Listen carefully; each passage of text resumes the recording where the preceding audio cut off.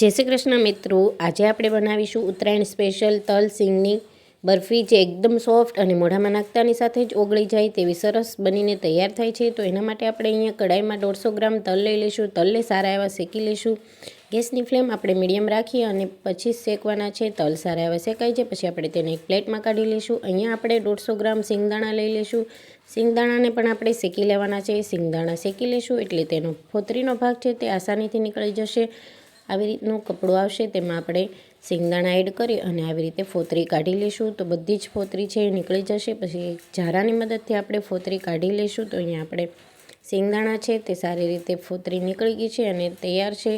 હવે આપણે તલને મિક્સર જારમાં એડ કરી અને તેને અધકચરા ક્રશ કરી લેવાના છે। સેમ રીતે જ આપણે સિંગદાણાને પણ અધકચરા ક્રશ કરી લેવાના છે।